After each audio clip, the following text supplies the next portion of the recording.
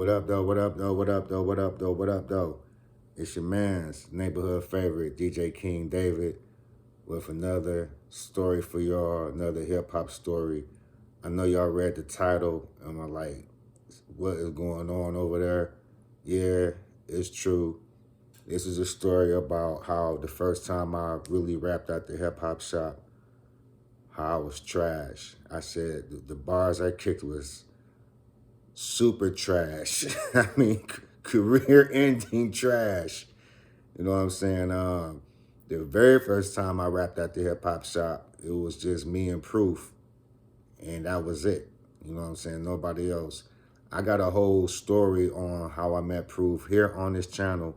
So either after you watch this, or you may want to stop this now and go watch that and come back to this. However you want to do it, make sure you check out the How I Met Proof story, and it also talks about how I discovered Detroit hip hop and became aware of what was going on in the city, and how I eventually started participating and earning a name that people know of today with DJ King David. This is why you're here.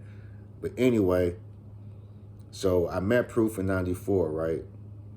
Now, that's when I discovered the hip hop shop. It was like September of '94.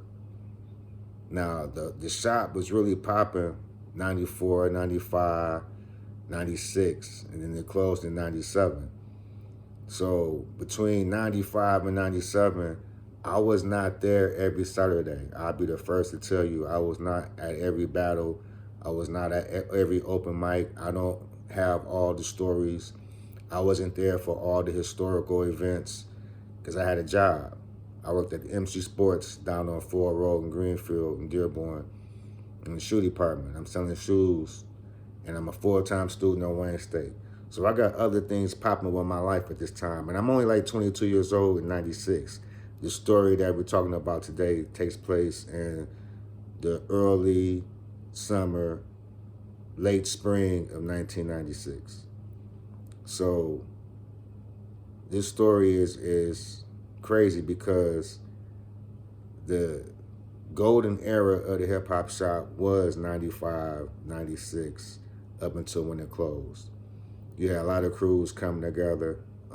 People starting to release product. Things are starting to get organized.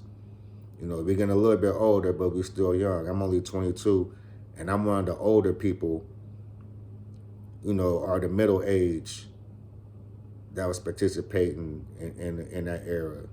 Because in '96, a lot of dudes was really just coming out of high school or even still in high school. But anyway, so it's the late spring, early summer '96. It's a Saturday. I don't got to work. I got the day off. So I said to myself, I'm going to go up to the hip hop shop. And when I get there, it's not too many people in there. The open mic was from 4 to 6 every Saturday. So I get up there, it's about 4:30, almost 5 o'clock.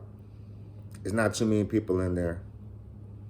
Elzai, the legendary Elzai, he was actually hosting on this particular day.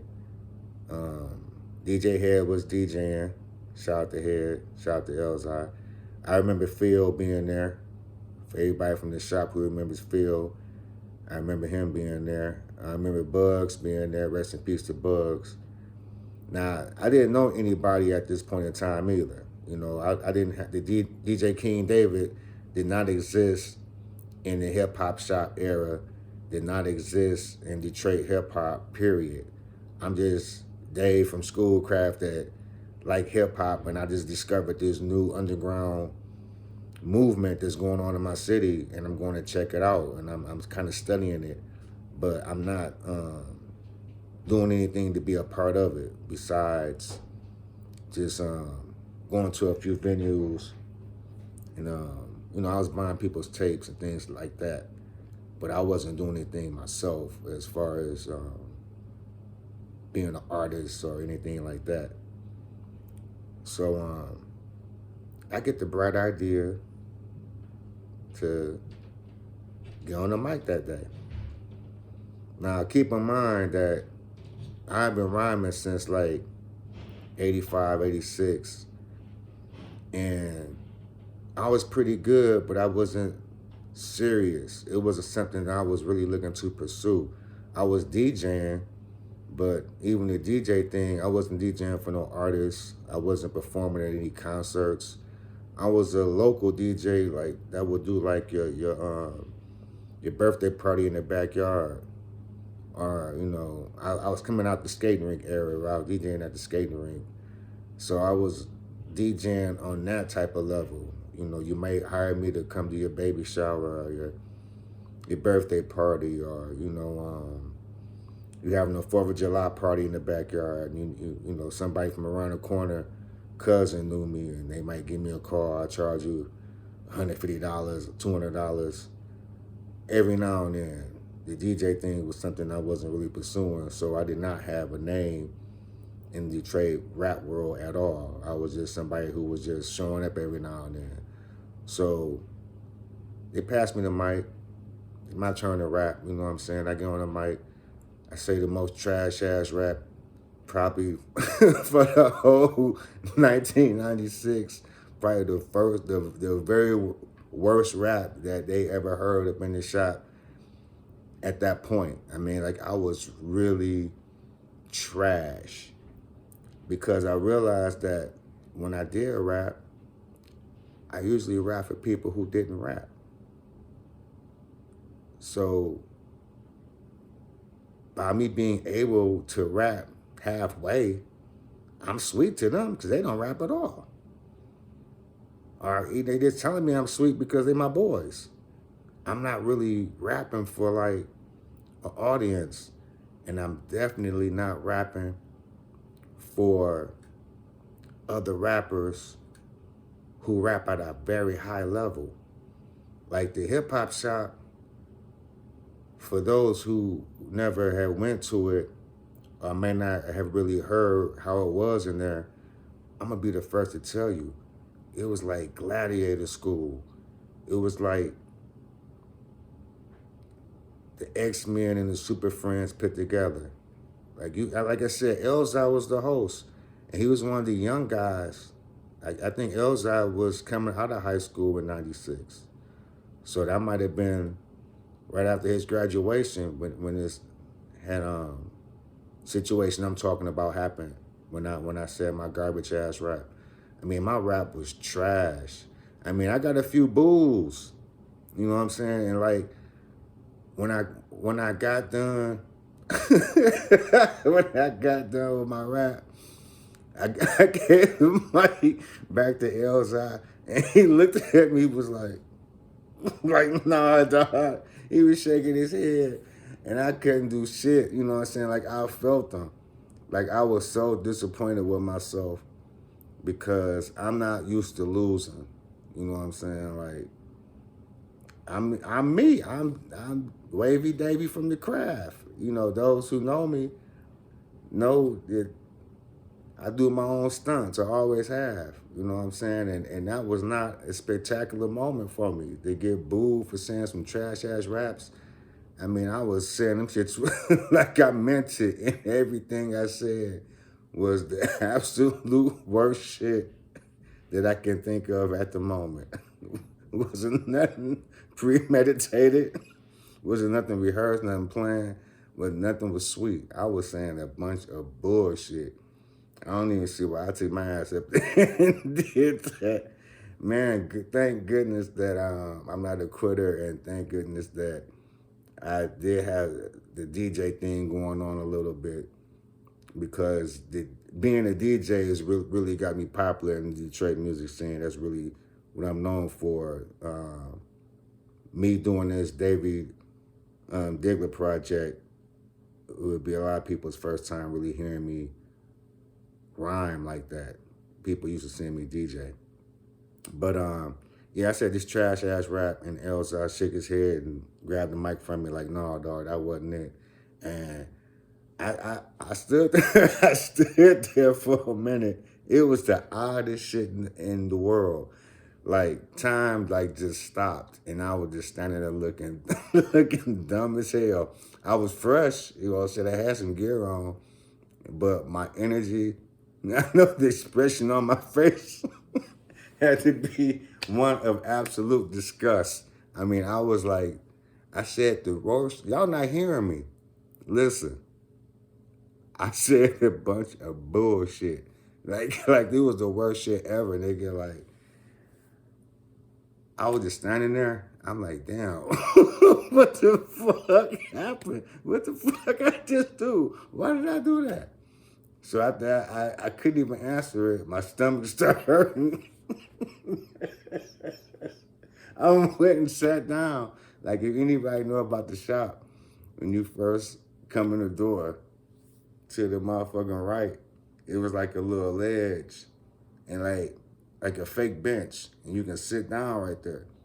Man, I went and sat in that corner, and everybody else was up there saying the freshest raps in the world, except for me. And I'm in the corner like, damn, like, I'm not really fresh. Like, when I met Proof, and me and him kind of like said raps back and forth, I was fresh.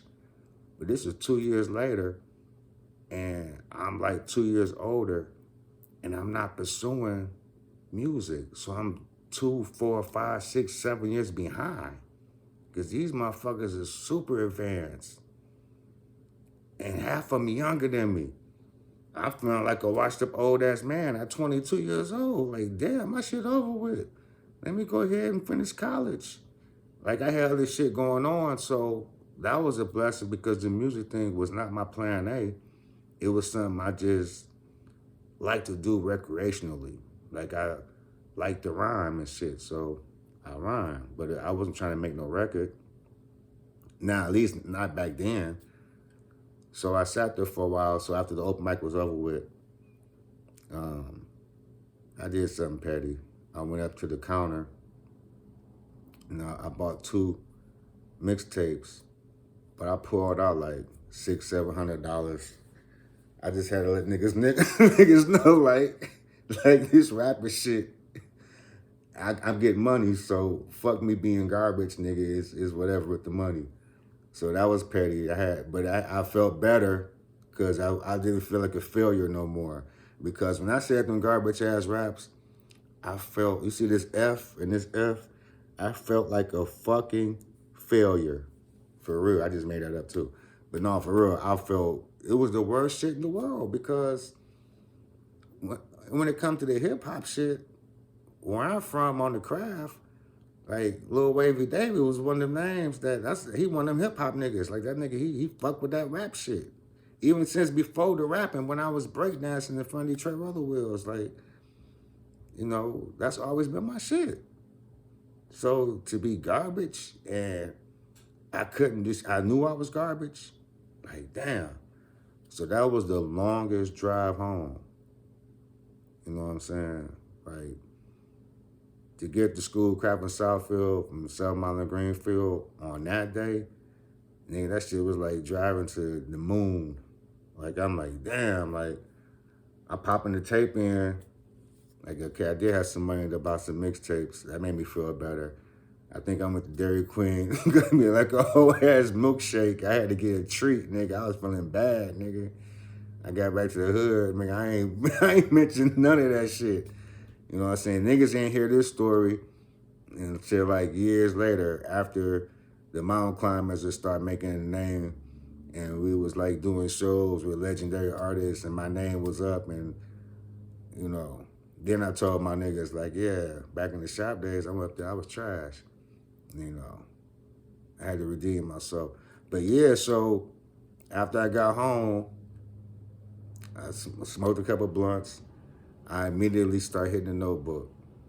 Got back into the routine of being sharp, being prepared, you know. Cause I wasn't training myself. See, this rap shit, it's real. It's a real skill set. You have to really spend time with the rhyme. You know what I'm saying? Really get it in to find your style, to find your energy, to find your niche, your lane, whatever you want to call it. Once you find yourself and understand your flow and where you at with it, then it become easy to like write and to like even come off the head. But if you're not in tune with your shit, if you just going up there saying whatever like I did and thought I was gonna come off, you're gonna fail. So I took like 2-3 weeks of just really being on some Eminem 8 Mile shit. The way he would just write shit wherever he was at, on the bus, at work. If he came up with a punchline or an idea he jotted down, I became that dude. And that's the dude that I was when I first started tampering with it back when I was in middle school, when I was like 11. You know what I'm saying? I was a fiend and always wrote, and I stopped because I felt like I had mastered it, but I didn't. I had lied to myself. So I took that time out, a little bit under a month, to really get back to where I needed to be. Because I wasn't that too far removed from it, but it wasn't as sharp to compete with them boys.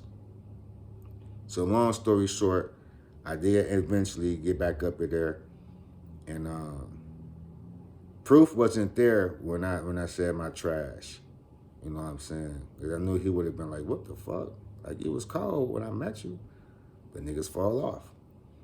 But this, when I went back and proof was there and there was a little bit more people there, Elzai was there too. And when I walked in, he kind of looked at me like, damn, this nigga came back. I think Head kind of had the same thing. Like, damn, this nigga back. They didn't even forget. Because I was so trash, it was like, I know people was laughing at me. Shit, I would have been laughing.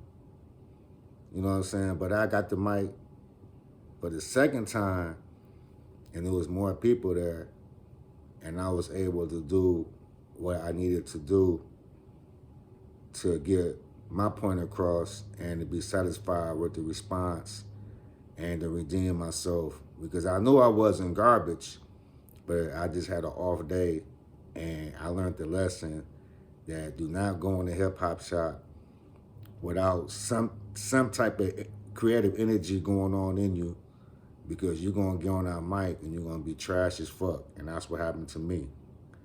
But you know, after I got back on the second time and did what I had to do, I still wasn't focused on being an artist. It was the DJ thing that came into play more. This all happened in 96, 98. I came back on the scene as DJ King David with Modern Tribe, with Cafe Mahogany, 88.1 FM.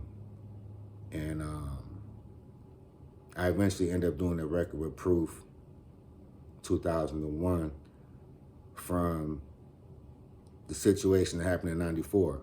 Like I said, if you haven't seen my How I Met Proof situation on this channel, check that out.